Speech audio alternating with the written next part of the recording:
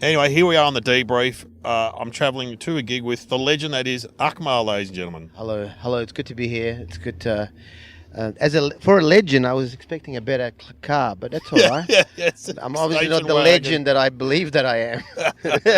Yes, the family wagon, Akmal. Family wagon, that's the right. family wagon. But I mean, we've known each other for a long time. What, 20? What year did you start? I started. Oh man, I'm old. I'm getting really old. I'm embarrassed to say, but I started in '93. I started in 90. Oh, did you? Late in 90, yeah. But I used to hang out. You guys were around a lot when I was around, like you, Gary Eck, Anthony Murr. Yeah. And you would do shows like All Aussie Aboofta. Yeah. Well, I mean, I was in Sydney, so it's such a different vibe, different scene. But I would come up there because I couldn't get any gigs down here. We would drive up there. Yeah. And also James O'Loughlin was very friendly. James O'Loughlin. Julia Peter Morris. Burner. Yeah. Burner was pretty... He was pretty... it was going to be the next big thing. Mate, he was a bit formidable, though. You know what I mean? He was a little bit... Not scary, but I mean, I know him. Intimidating, Yeah, I know him now. Yeah. But I remember, like, doing open mics and he'd be headlining. Yeah, fuck, this guy's good. Yeah. And then he got his own show and... Yeah, then I saw him on Sky News, and then that was it. That was the end of that. What comedian goes on Sky News? That's right. He did a show on the weekends. Yeah, with Paul Murray. Oh, Paul Murray. But I remember when Paul Murray was a nice guy. Really? He used to be in the on previous life. He used to be on. He used to be on Nova.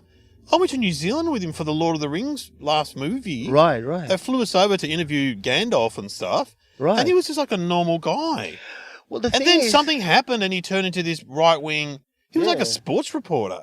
Well, yeah, I think he saw Alan Jones making a shitload of money and thought, I can also be an asshole. I don't know if racist. I don't know if he believes that stuff that he said. I mean, I don't watch much of him, obviously, but I see it on Twitter or whatever. Yeah, you know the thing I learned about, there are different characters that people put on characters, and that asshole thing can be very lucrative. Yes. Who was the guy who used to, he was the judge on Australia's Got Talent or Australian Idol? Oh, Dicko. Dicko, right? Yeah, I work with Dicko. I hated Dicko from the TV, right? Yeah. I thought, what an asshole. If I see that guy, I'm just going to immediately punch him in the head. It's going to be a reflex action. I won't even think about it. Yeah, but he's a nice guy. And then I met him at Nova, and he was the nicest, gentlest guy. I thought, what? How do you do that? Oh, I mean, you've been on reality TV. I'm just, at least I'm consistent. I'm always an asshole. I don't pretend. It's funny, though, when you think of that early 90s comedy scene in Sydney, because I would go up a little, like 2 or 3 times a year. Yeah. And do the Comedy Store, the Harold Park. But there's also, like, Carl Barron. Yeah, well, Kitty Flanagan was around. I remember Kitty. Yeah. I remember... Peter Green. Peter Green. There was some. You've kind of mentioned a huge gap between Carl Barron, who sells out stadiums, and Peter Green, who works for beer. Yeah, and he would he'd come on stage with a bucket on his head. With a bucket. Yeah, he was surreal. It was surreal. He's too intelligent. You see, that's the thing. If you're too smart, yeah, for your own good, you're not going to make a living in this country. Well, not everyone succeeded, but I tell you what, a lot of them did from that Sydney 90s scene. Well, yeah. Like James O'Loughlin was big for ages. Mate, I was supporting Jamoan in the 90s in a place called the Harbourside Brasserie. Oh, yeah, right? Yeah. They had a break before. It was a tough gig because everyone wanted to see Jamoan and no one wanted to see me. And we were the opposite. Like, he was this handsome, cute, gentle. And I'm going, you fucking yeah. Right? So everyone hated me. And it was mostly a lot of women in his audience. So I'm in the toilet. I would go to the toilet, and this little brown man comes up to me. Kind of looked like me, but, probably a little bit more handsome. Very quietly spoken. And he said, hi, mate, I'm Carl. My name's Carl. And, mate, it was really good. I want to get into comedy. What do I do? Oh, my God. It was Carl Barron. Yeah. And I said, mate, look, don't do it, mate. Don't worry about it. I should have said that. Oh, my God. That was the biggest mistake of my life. He's been kicking my ass hard ever since. So everyone's ass. 95, wasn't he? About 95? Yeah, so around that time, I said, mate, don't go to the Comedy Store because that's really rough. If you want to start gently. Harold Park? Go to Harold Park. They're a bit smarter if you got a gentle sort of style. Yeah. And so I gave him the number of the guy who puts the open mic. And you should be getting 10%.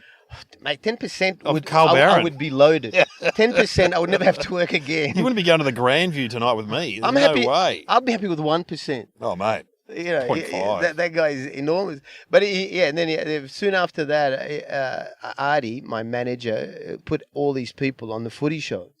Yeah, the footy show, mate. He wasn't managing anyone. He just put, he was like the agent for the footy show. Yeah.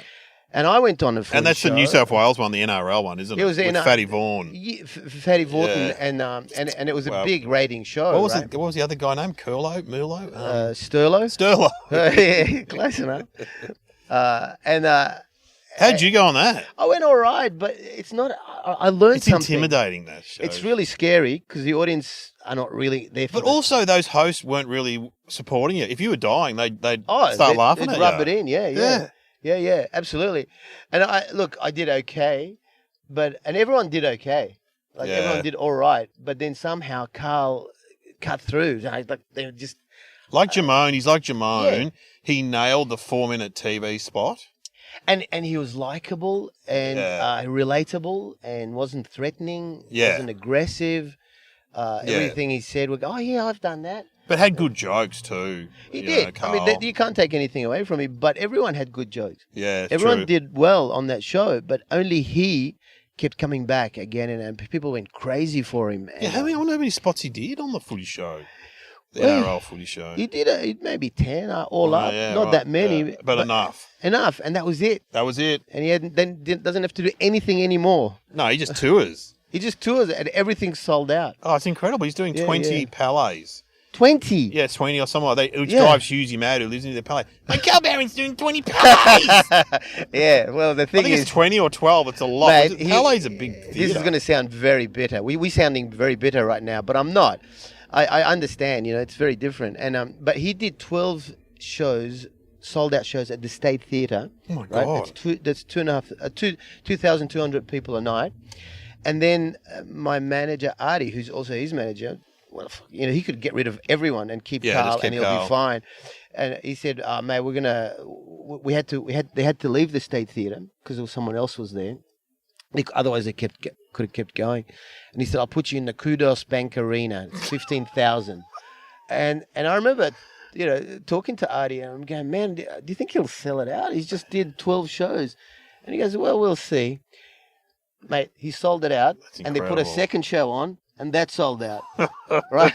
And I actually tried to get a comp for that night, and I could not get a comp. I said, "Mate, 15,000 people, you can't get me one comp?" He goes, "Mate, it's full. There's nothing, not one single seat." Incredible. That's incredible for a population that's so small. Yeah, that's a big percentage of Yeah, it's amazing. But I remember him from back in the 90s. He was always friendly. So were you. He's a lovely guy. He's a gentle man, and that's part of his appeal. Do you reckon there's a difference between that? Because we were down here in Melbourne. Who was here? Who was big here?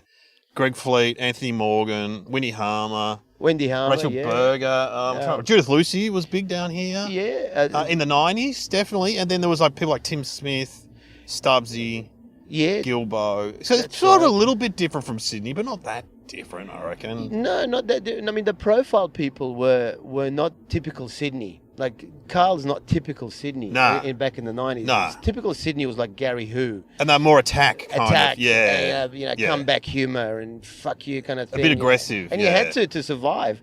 If you can bypass these shit gigs. Yes. Which with Carl obviously did. He went straight from the Harold Park to doing theatres. Yeah, he would have done a few shit gigs though, surely, Carl. Well, I'm happy to say that I've done a lot. You've probably done a lot. I got him to do a really shit gig for me. It was New Year's Eve, and it was the Egyptian Greek Club. New Year's Eve, and they were paying like $300, and Carl did it and died in the ass. And you were a witness. I was mad, and he rang me to tell me he died in the ass. And I said, "Did you get paid?" He goes, "Yeah, $300 is not bad." Imagine trying to get him to do that now. Nah. I said, "Carl, it's $300 cash." Yeah. Yeah, right. Anyway. But the thing is, people like Hughesy will get annoyed at that, and other people too. And I understand it. But the fact that in our industry, someone can pull 15,000 people a night. That's great. It just gives everyone else legitimacy. Yeah, and hope. What I mean? But you've done all right. I mean, you've been pretty. You've had you've got a big profile. Look, out of the guys you did those shows with. Yeah. Well, Anthony stopped. Anthony just gave up. Yeah. And who else was in it with you? Gary Eck. Oh, Gary Eck. Well, Gary Eck is a very good comic, but he never got the profile that you've got. No, to me, I had help from Osama bin Laden. September 11 was a huge boost to my career. Yeah, I mean, I was saying, yes, a lot of people died, but suddenly my act was funny. I always quote your routine about, as an Arab, I want to apologise for all the terrorist attacks. You did it on Rove, I reckon. All the terrorist attacks that have happened, maybe, and all the ones that are about to happen, like next Tuesday. But that was at the airport. Yeah. That was after September 11, right? Yeah. And because I was brown skinned and Middle Eastern, somehow I got away with it. Yeah, I was, that's really interesting. It was just fate. It was just fate. If that hadn't happened, I reckon I would have just... Really? Yeah, I reckon that was a big help. It's a terrible thing to say. Yeah. So you started appearing on more TV shows after that? Well, I started, I was doing it. See, I was doing those terrorist gags before September 11. Suicide. Right. I always found suicide bombers, something hilarious about them. It is something funny about it. It is funny, blowing yourself up. And so I was It's a big commitment. It's a huge commitment, yeah. And I've done jokes about terrorism. And you don't want to fail, you don't want to come back alive. Well, there was one guy who did the embassy. It's that great in that series, The Dark Tower or whatever, which tracks 9/11. Yeah. And he jumps. They go to blow up the Kenya embassy, I think. Yeah. But he jumps out of the truck and lets it go and lets his mate go. And then he rings up his boss on the phone. He's like, "The job is done." And the boss is like, "Why are you still alive?" He's like, "Oops. Oh yeah, I gotta go." I mean, yeah. Oh, I'm not Muhammad. I'm Abdullah. He's Muhammad's brother. Yeah. Muhammad is blown up. So I was doing these jokes, and suddenly this event took place, and I went from doing cheap terrorist jokes to this guy's a social commentator. Yeah. We'll get Akmal on. By default, just by really luck. Interesting. Yeah, that's fascinating. So I like it. There's a lot of luck involved in this. Of course there is, but you also were diverse too, and so yeah, you were diverse before that wasn't really a thing. Remember in the 90s, people didn't care about... Mate, I remember when I was the only ethnic in the whole industry. Now there's hundreds of them. Mate. It's like I bred them. It's like, there's like thousands of them. Well, it's true, because in Melbourne we had the Nick Giannopouloses and George Capanaris. Yeah. But they weren't on the stand-up scene much. They did their own stuff. They weren't stand-ups, and they were very specifically... Greek, Italian, wog humor. They played to their own audience. But they played that wog humor more than where I was. Yeah, I was commenting from as an outsider. But you were also doing just normal comedy rooms too. That's festivals right. and stuff. That's right. They're kind of actors, like Nick's an actor. He's an actor. But George is a good comic too. That's really interesting. It's because you went on Good News Week a lot. Good News Week a lot. Yeah, I was very lucky. Thank God we're here. Thank God you're here. I did a few times. Mate, I almost, this is talking about fate and luck, right? Yeah. When they approached me for it, they wanted, because initially they auditioned people before the show went to air. Yeah, I didn't know that. Yeah, they auditioned everybody. And I was, they said, it's kind of like theatre sports. And I thought, I'm not good at theatre sports. I'm pretty shit at it. Like Gary's great at it, Gary Eck. Yeah. I just can't do it. I can't, And I thought, freeze. And I thought, no, I'm going to humiliate myself. Should I go? And I almost talked myself out of it. Yeah, right. And then just the last minute, I thought, just fuck it. Just go for the experience. You probably won't get it because you're not good at it.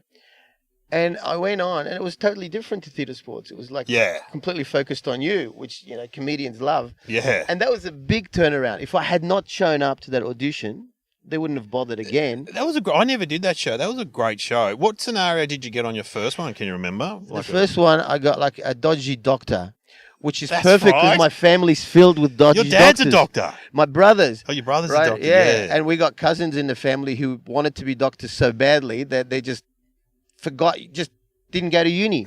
They thought, well, what? I'll just learn as I go, right? I used to do that in my act. People would think it's a joke. Yeah, it really was true. Like those backyard dentists, you see, they're getting arrested and work out of their garages. Just going to Bunnings, buying a few tools and seeing how they go, But that was real. So the first scenario I got, I could really relate to, you keyed into it. That dodgy thing. And then, and then almost every other scenario I got, they seemed to kind of reflect what they thought of me. Like I was I was a prisoner on parole. All right. I was all these dodgy characters. Dodgy stuff. It's always dodgy, yeah. But I didn't mind. I played that up, you know. So that's good. So there's an enormous amount of luck involved in the business. other comic in Sydney was Arndo too. I remember seeing him around. Yeah. A lot of success out of that. Well, he's had huge success. Huge. Yeah. Huge. And so people always say, I know this is an urban myth, that when you went on I'm a Celebrity, Get Me Out of Here, did you think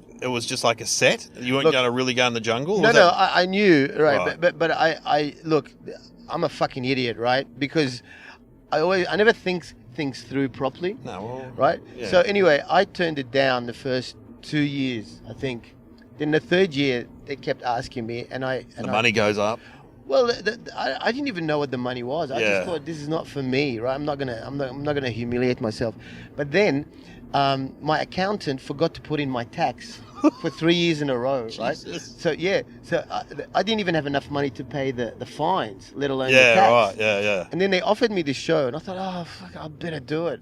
So it was for a tax bill. Yeah, basically it was for a tax bill, and then because I hadn't watched the show like closely enough. So the next thing you know, I'm in South Africa, and did you have to parachute or? Well, a parachute was easy because I've done that before. Oh, that would really. But everyone was like tough footballers, like the chief, you know, Harrigan. Chief. You know, the Chief Harrigan. You don't know league. No. He was a big, huge, big league guy. Big league star. Big guy, like 6'6", tough guy. He was shitting himself. And I was like, come on, man, calm down. It's a bit of fun. So I looked like a hero up until that point. Yeah. And then I remember seeing a bit of it and you looked depressed. You're like sitting on the ground just going, what have I done? Matt, I tried to leave the first day. Now, a lot of people don't believe that because they didn't show it. But they wanted to dunk. So you said, I'm a Celebrity, Get Me Out of Here. Twice. And they wouldn't let, because I wasn't well. Like what they do is they sleep. I wouldn't be well. Well, they sleep deprive you. Yeah. So they don't let you sleep, and then until sunrise, and then you do the parachute thing, and then you do this, and you haven't eaten all day. Yeah, that's bullshit. And you're in South Africa, and it's a head fuck, it's right? Hot. It's hot as anything. Yeah. You're disoriented, and then they wanted. We did this competition thing where we lost, so our team had to be dunked into a pool of fish guts and scorpions, and the thing smelled like sewage, right? It smelled like shit. Jesus Christ! And I freaked out because I hadn't watched the show properly, so I hadn't seen anything like that. Well, nor have I. I've seen bits of it. I would have been like you. I've only got myself to blame, right? So I get there and they go, "I'm going to dunk it." I said, "No, I'm not doing that." And they said, "No, you got to do it. It's the first day." And I said, "No." And then Julia Morris says, "Well, you know the phrase to say if you don't want to do it." I said, "I'm a Celebrity, Get Me Out of Here." And the head of the network, this guy called Alex, comes out of the bushes. He goes, "No, you're not going to do that to us. No, get back up there." I'm going, "Are you kidding me?" And I'm because you'd know Julia. Again, she was around. I know Julia, but they don't let you talk to her. It's all these mind games they play, right? They're trying to fuck with your head the whole time. And so I wasn't really mentally prepared for it. So how long did you last? 18 days. Gee, that's pretty good. Well, it's almost 3 weeks. Yeah, but they only they eliminate you every week. So were you the first one to go? I was the second. Who went before you? A girl called. She was like a surfing champion. I can't even remember her name now. She's a really nice person, but I was on with Shane Warne. So so he got smoking breaks, didn't he? And he's Shane Warne, and he was getting like $2 million. Yeah, right. And, but I've met him once or twice. He seems all right. He's a lovely guy, and I got on really well. I was starstruck at first. Yeah, right? And one of my most surreal memories of that show, right? It was like day 10 or something, and I'm lying there in the hammock, and it's hot as anything because you got the TV cameras. Lights as well, and it's already 40 degrees. So it's like 80 degrees, right? And they never turn them off. And you're locked into this area, a restricted area. And Shane Warne, after the initial starstruck, thing, he's just a really good bloke. Average bogan guy. Who tells really funny stories. Yeah. Mostly about screwing women. Yeah. Right? That'd be right. And, and he's going, I said, "How you going, Shane?" He goes, "Oh, mate, I'm not too good. I've got the worst case of constipation. I haven't done a shit in 3 days." Oh no! And he's telling me this. He's going, "Man, I hate fucking constipation." Oh, terrible. But at that time, I thought, man, this has got to be the most surreal moment of my life. Yeah. You know, if I'm in South Africa and Shane Warne, the Spin King, is discussing with me his bowel movements. His bowel habits. Although, when was that ever likely to happen? It's just so unlikely. You know, when I'm in the nursing home and I'm going to tell people that. Mate, you should have spoken at his funeral. I got a good story about Warney. Yeah. Well, Akmal, we're going to go to the gig at the Grandview. Yes. I'm emceeing. If you support acts, then you're on. And then we'll get back in the car. I'll drive you back to your hotel and we'll have a chat about how the gig went. Okay. I'm expecting no problems. I think you're very optimistic, but, you know, I always think of the worst case scenario. But a gig like this, it's not... We should talk about bad gigs after. I see you doing gigs that I've done before. Yeah. That I go and do like a corporate or a sporting club, and they go, "Oh, we had Akmal last year," and I think, "Oh, I wonder how Akmal went." Well, if it's a corporate, I'll just tell you quickly. I know you're trying to wrap up. We don't have to wrap it up. These corporates scare the shit out of me. Well, the ones that you do are similar to the ones that I do in that they don't have enough money to pay Husey or maybe who else would get a lot of money to do them? Kitty or something like that. Arch Barker, yeah. So they get you or they get me. Yeah. I reckon I get a little bit less money than you. And so sometimes they can be challenging, you know. Well, sometimes they're impossible. Right, but I actually did get really good money for this particular one, and it was for the Brisbane Broncos. Oh, see, that apparently they asked puts fear in my but blood. If it was set up properly, right? Anyway, I get there. It was like a Christmas dinner or something, and they had 500 people. And so they're not just the Broncos. The Broncos, but all the fans and you know, members, whatever. Do you know anything about NRL? You know a bit about NRL? I'm not a big sports fan generally, but somehow these guys liked me and they asked for me, which adds more pressure. It's better if they don't know who the fuck you are, right? Yeah. And I get there, and there's 500 people. I don't know if you've ever done a gig where it's like, is it in that Brisbane arena or? It was at the Powerhouse in Brisbane. If you've I've done the festival there. It wasn't in the theatre. You know, it could have been perfect. It was in that outdoor. It was in the restaurant, right? And it was like this. It was basically, it was a really long sort of table, all next to each other. So two people are facing each other. Then the next table, two people are facing each other. And that's all you've got. What one table? No, it's 500 people, but all in one. It's like a big wing, right? It's like, yeah. You see what I'm saying? Yeah. So if you stand anywhere, you're missing 90% of the people. Oh, and I said, "Where's the stage?" He goes, "Oh, we don't have a stage, but you can just get the mic and walk around." And I said, "I'm not a stripper, right? What do you mean walk around?" Anyway, so I got a little and they were paying really top dollar, big money, and they were expecting so much. And I'm going, "This is not going to work." And they're going, "Mate, come on, you're a professional." You're Akmal. Exactly, I'm a professional. I'm standing on a milk crate, right? And I'm standing, and all you could perform to is like 4 tables at the most. Yeah. And the rest are just like miles away on either side. It's like a wing, right? Yeah. On either. You know. I know what you mean. Yeah. A narrow room. Yeah, just one big line, and I'm in the middle. I'm talking, and of course, within 5 minutes, everyone just starts listening, starts talking to each other. It's Christmas. They're pissed, and then I come off and they always give you that look like, "Oh yeah. Geez, we thought you'd be better than that." Yeah. We were told you were funny. You know, so not only are you humiliated, but you just feel so deflated afterwards. It's terrible. Walk away like you feel like you've been punched in the head. It's terrible. And I go, man, that could have been a great gig. Yeah. They got 3 theatres in that venue. Yeah. How long did you do? I was supposed to. Because that's the other thing. You're meant to do half an hour or 25 minutes. Yeah. You'll only do 10 minutes in that situation. Well, because you think, well, what's the point? I'll just get off. But also 10 minutes is a long time to perform to 500 people who want you off the stage. Yes, exactly. Because after a while, you just become noise. Yeah, and you're doing them a favour by leaving. Yeah, that's what I reckon. Yeah, absolutely. But they always have the excuse of not paying. Well, mate, you only did 10. That's it. And you don't want that. So in the back of your head, you go, I'll just do the time. Just do the time. So how long did you reckon you did? Maybe 12 or something.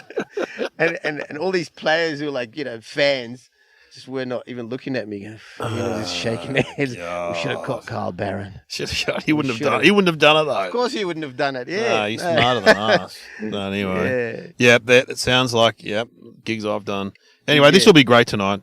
The Grand. Yeah, I'm looking forward to it. I've done it before. I You've done it this gig. years ago. Mate, just do whatever. Yeah. It's going to be good fun. All right. We'll return on the debrief with Akmal.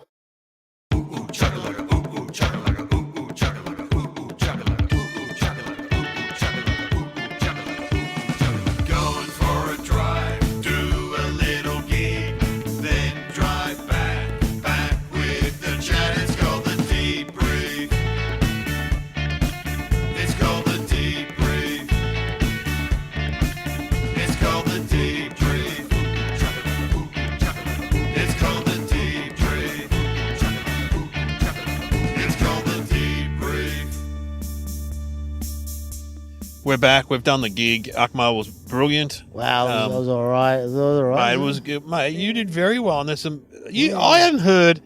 I mean, I haven't seen you for a while, but I haven't heard any of that stuff before. Really? No, I don't reckon. I love that stuff about you did towards the end about how sports and religion. I like that stuff. That's relatively new. I chucked a few.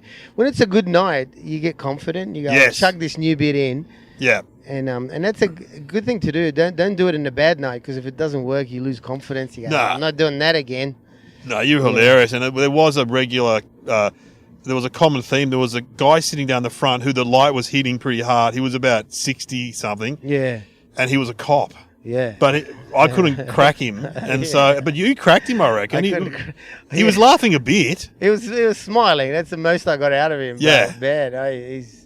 But even the smiling was like, gritted teeth. Like, he was forced to laugh. At that age, if he's still a cop, he'd be quite senior. I would suspect he'd be like a quite serious. Yeah. But I tried to talk to him in the break, because I was talking to the wife, going, "So is he really a cop?" She's like, "Yeah, he is." I said, "Is he retired?" Because he looked retired age. Yeah. She's like, "No, he's not." No, he's not. Man, I don't know. Yeah, you got to be careful. I did a whole bunch of it was like a federal police in Canberra. It was a corporate gig for the federal police. Yeah. And I made the mistake. They opened up with these bagpipe players. Oh yeah. And it was like an Anzac Day kind of thing, whatever. God. So it was like a really. I didn't know the significance of it, and I thought, I'll just put shit on the men with skirts. Big mistake. Oh really? Big mistake. Oh man. How dare you? I did the SWAT guys once. The Swoggies, or what are they called? Sons of God, Soggies. Yeah. And all big blokes. But there was one little guy, and I go, what do you do, mate? You go in through the cat flap and open up the door for these guys? Yeah. They just love getting picked on, though. Like, yeah, it's good when they embrace it. Yeah, when they're up for it. I hate it when they just sit there, like, staring. It's like... Yes, why is this guy insulting us? Yeah, what is happening here? What did I do to him? But anyway, no, you did very well. It's fun, man. I was just telling you before we started recording how much I actually enjoy it more now than when I first started. It's true, because, as you said, because you're relaxed. You're relaxed. You don't worry about bad gigs. You know, they don't bother you like they used to. No. Man, I used to have a bad gig, and it would take me days to recover. Oh, and you'd wake up in the middle of the night going, you get a flashback. Shit, why didn't I do that? Wow, no, I should have said that. Yeah. And all the best comebacks come to you at 3 a.m. Yeah. But now, you're right, it doesn't affect you. Just another night. No one remembers, you know. Mate, it gives them something to talk about at the photocopy the next day. We had that guy. Oh, man, it was But, you know, I mean... I've done corporate gigs where I've come and they've gone, we had this comic, and they kept saying like, we had this comic, and they got the name wrong. They were just blaming the wrong person the whole time. And I had to say, who is it again? And then they describe me, no, that's another. They had the same first name. Oh yeah. So it's like they were saying, and it wasn't these guys. Like they're saying, we had Dave Hughes, but it was another Dave, but it wasn't. It was. Anyway. It was the other Dave Hughes. Yeah, it was. It was not. Yeah. Oh god. Oh anyway. Man, people. But No, but that was great fun. It was a beautiful setup, and it's a great intimate environment because they're all around you. Yeah. You know, and they're quite a sophisticated crowd. They're a bit older. Yeah. You get it because it's the area. The area, and I mean, sure you find most days you play to middle-aged crowds, don't you reckon? Yeah, but the last few years my audience have been getting older. Yeah, well, same here. Because I'm getting older, I guess. Yeah. But also things that I've done, I guess, my style of humor. I did this, it's what you do. Like I did two things that have got me crowds that were older. I was on Selling Houses Australia. Oh, mate. You know, I came home from a gig and my wife's like, do you know Akmal? I'm like, yeah, of course. She goes, oh my God, I've taped this show for you. You've got to watch Selling Houses Australia because she's interested in real estate. She goes, And man, that was a great. Was it like an hour that show, or was it a series? No, it was just one episode. And you bought a house. I bought a house in the forest because we thought we were hippies, and after 10 days we realized we weren't hippies at all. And it wasn't actually legally a house. It wasn't legally a house. We didn't check. We're fucking idiots, right? And after 10 days, we didn't have water for the first 6 days. No water. Mate, the water wasn't coming out. And my wife's going, you got to fix the water. And I said, I don't fix water. I tell jokes. I'm a comedian. And so I had to ask the neighbor. This is in the middle of the rainforest. Yeah, and the neighbor was a weird guy. Just would turn up, some odd guy. Oh, no. There was another neighbor? There was another neighbor. Oh, okay. The closest guy to us was literally half a kilometre away. So I went in the bush, knocked on his door, said, hi, mate, sorry to bother you. We've just moved there in this cabin and we don't have any water. Can you help us? I didn't do this on the show, but it's a true story. And he goes, oh, yeah, mate, I reckon you probably got a goanna stuck in your pipes.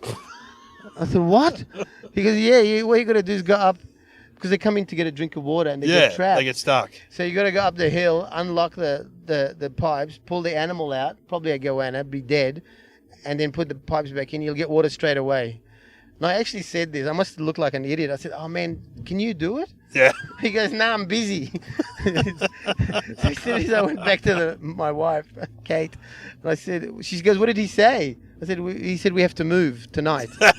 I'm not doing that. There's no way I'm going to do that. So did you get a plumber or what happened? Well, yeah, we had to get someone. What did the plumbers? It was so remote that you couldn't get people to go. Yeah, yeah. You might get there and not be seen again. And so did you eventually? Was it an animal in the pipe or? I don't know what it was. I can't even remember. But it was. We went to buy water, bottled water, just to flush the toilet. Oh my God. We were spending like 2 liters of water to flush that. How long did you live there for? Luckily, this is pre-COVID, so I was away a lot. But my wife was there alone, and we had like feral dogs that would show up at night and just circle the house. These demonic-looking beings, and yeah, I mean that episode got you a lot of notoriety. So after, I didn't think anyone watches these shows, but they're repeated a lot though. They repeated it to death. And was that British guy involved? He's quite good. Yeah, he's the host, right? Yeah. And they didn't pay me a cent. Nah, of course not. But they repeated it like 20 times. Yeah. And as they did, I started to get a much older crowd, who watched that show. Wow. And then what's the second thing you did that got? The second thing I did was I went on because Richard Feidler. Yeah.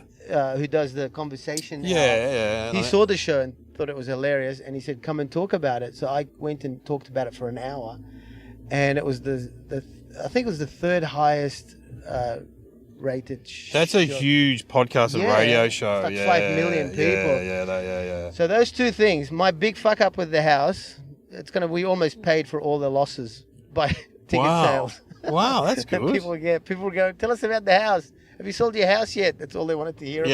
Yeah. People love other people's tragedies. They do. Because it makes them feel smarter. Yeah. Look how I fucked up big time. So you can feel good about yourself. Yeah. I remember that. That was very interesting. I mean, that's a good show, Selling Houses Australia. If you like that kind of thing, you know what I mean? Well, yeah. I mean, my wife loves it, and she said because we had the house for a year. We weren't living in it anymore because we couldn't, and we'd already rented our house. We had a house in Byron. We couldn't sell it. It was just that time of. I mean, now we'd sell it in no time, but there was no buyers, and so we were trapped. We were paying 2 mortgages and rent. Yeah, we fucked up big time. And where you're living in Byron, sort of now, near Byron? Near Byron. We're living in like a 5-acre property. I mean, I love nature and everything. It's just nature doesn't like me. Yeah. There's like a lot of, you got to work. You can't just go into nature, rainforest, and just think it's going to be a holiday. There are snakes and shit. Oh, man, it's full on. It's full on, man. Full on. You got to know what you're doing. And we must look like idiots. Because everyone's got these big Jeeps, big 4-wheel drive, dirt road, right? Yeah. We rock up with a Mazda 5, like a sports car. We must look like fucking idiots. But you like that area? You must like that area, do you? I love the area, and I love the community, and I love the weather, and it's stunning. If you ever in that area, mate, it's. Yeah, it is funny though. You do talk about the conspiracy theorists up there. Yeah, they're all like. But I like the fact that they think differently. Yeah. There's a special thing. There's a death club. They've got a death club where people who are close to death, they paint and make up their own coffin. Like they design their coffin. That's a good idea. It's a great idea, It's a good idea. Most people are scared of death. Yeah. And they come in for, they do this course and people, you get, counselors talking to them about end of life. You get these Buddhist monks, and it's a really smart community, Yeah. But you tour a lot, do you? Yeah, but during COVID I was home the whole time, and oh god, got a bit much. Yeah, we all were home a lot. Yeah. Well, but it's opened back up, as we say. Yeah, it's opened back up, and things are going well. Things are going well. I think people have kind of gone, fuck, we better go out before it happens again. Yeah. They don't know. Yeah, you don't know. Well, they're talking about bringing masks back. Yeah. See, where I live, they get masks. How dumb. Oh, mate, Byron Bay, they'd hate masks. They hate masks. They hate injections. But they make good points. Like, I was sitting on the plane and a woman, I had it just under my nose so I can breathe. Yeah. So I like breathing. I think it's a positive thing. And she goes, mate, excuse me. I put your mask on properly. She poked me like that. And she goes, put it on properly. I said, oh, fuck, fair enough. Just do it. Don't cause a fuss. And then she ordered, when the food came, she ordered all this food. She took off her mask completely. Yeah. And I almost said, excuse me, do you think the food knows that you took the mask off? I know. Or the virus, knows that it's absurd, I know. But, some people that I know that have masked up a lot didn't get it. Have you had it or? No, I haven't had it. It's amazing you haven't had it. No. Because you travel a lot. I travel a lot. I don't, man, I'll tell you, I shared a joint with a very high-profile comedian.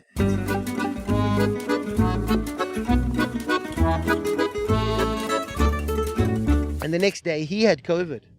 Wow, and you didn't have it? And I didn't have it. That's incredible. Yeah. Yeah, and if it's the person I'm thinking of, he's very health conscious. Completely, man. Yeah, he's obsessed. He was wearing 2 masks. Yeah. And he wouldn't shake hands, and he had the sanitizer. Yeah. And, if you freak out too much, they're the people that get sick. Well, it may be. I don't know. I got it in Cairns, I reckon, when I was doing a gig, of course. So, yeah. But who knows? Oh God. I just hope I don't want. I mean, it wasn't that bad for me, but I don't really want it again. Well, Look at this guy's jacket. Like, sorry, where's parked? Oh, that's a Christmas jacket. Oh, he's having a bit of a laugh, is he? Or is it a Christmas jacket? That's Christmas. That's a good look.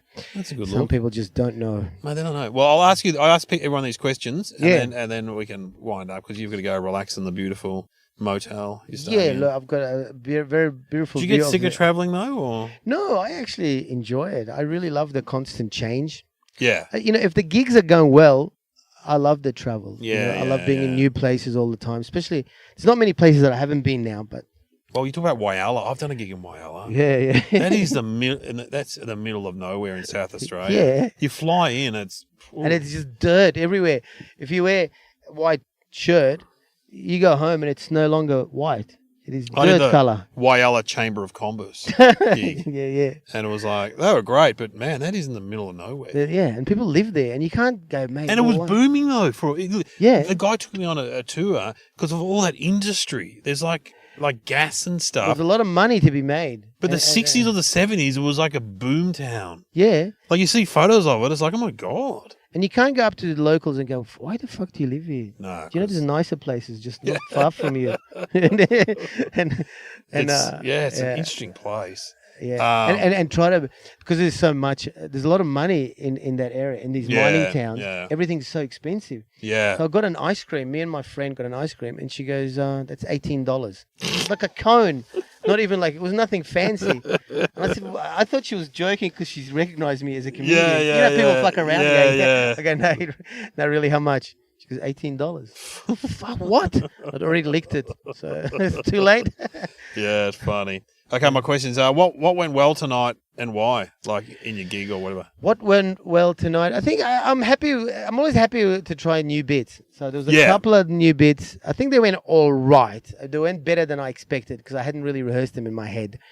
And but there's something there. At least it's good to be brave enough and break it in. Get it out. Get the it drag out. queen stuff and the drag queen that was stuff funny. was new. That was funny. And there's a couple of ad libs that worked quite Mate, well. You were ad libbing a lot. They were a nice audience, you know. What didn't go well? Well, I think my energy sort of floundered towards the end a bit. Like the last 5 minutes, I just couldn't. Yeah, only because you'd done 50 minutes. So yeah, but still, I felt either they were tired or I made them tired or I was tired, so they got tired. But I felt the energy just dip a bit, but it still wasn't too bad. I mean, you got to know when to get off. It's a long night. Yeah, we started it on. Yeah, no, there was Billy Styles, Simon Hughes, me hosting. So yeah, it's not. And you did really well in every break you did. Yeah, well, yeah. I'm there every week though. You get a bit self-conscious. Yeah, but it's I thought if I got off like 5 minutes earlier. See, I always do that too. I'm like, oh. Because you love it. That's no, that's right. And you're like, oh, remember when I was really good 5 minutes ago, guys? Anyway, whatever. Let's reminisce about the time I was funny earlier on. Let's not think about these. What's my other? Oh, were there any organisational hazards that got in the way? Any organisational hazards? You commented on the candles behind you. You're going to set fire. Well, I had an open flame behind me. That's very rare, very rare. And they always light those candles, and people have done. Catholics have got to go. I feel like I'm in church. All these candles. It's unusual. I'm not sure if they're needed, but if one day a comedian's dying, and the Tibetan monks that set themselves on fire. I saw that photo the other day. Yeah, God, that's horrific. Well, if a comedian's desperate enough, and he's run out of material, he goes, "Oh yeah, well, watch this."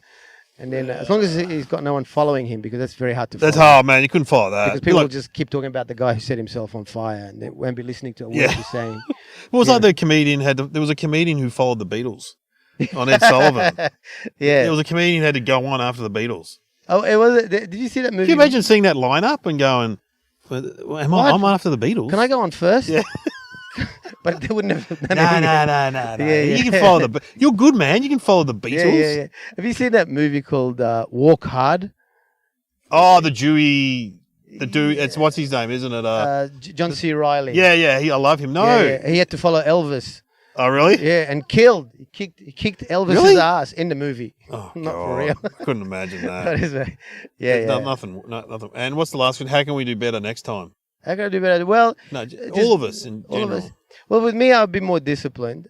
If I was, I'm always happier when I was brave enough not to fall on my stuff that I know works. Yeah, to go back to your old stuff. But also, the other side of the thing is, you said there are other comedians on. People have paid money. You feel an obligation to do a show to not fuck around too much. Yeah. So that's the trap. You got to find that balance. It's true. Oh, you found it tonight, and also that's a perfect opportunity to try new stuff. Yeah, I reckon that's a perfect opportunity. When it's going, you can't really do it at a corporate gig or no. Like a high stress gig. We're very highly sensitive people and very insecure.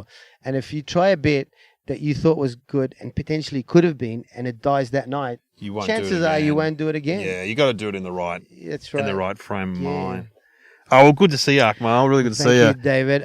And how can people... What social media are you on? Where should they follow you or whatever? Well, I'm on... What are you active on? I'm not active, man. No. I'm inactive on all the social... But surely your manager puts up your dates somewhere. Yeah, luckily for me, he puts up little clips and stuff, or someone does, and I should get into it more. I just feel old, So the other night, we all should. When someone, the old thing when if someone's phone rings and they're in the front row, you pick it up and you try and ad lib. Yeah. So I picked it up, and this was a really fancy phone, and I'm trying to answer it. It's not answering, and all these young people are going, "Fuck, just flip it, you idiot, flip it."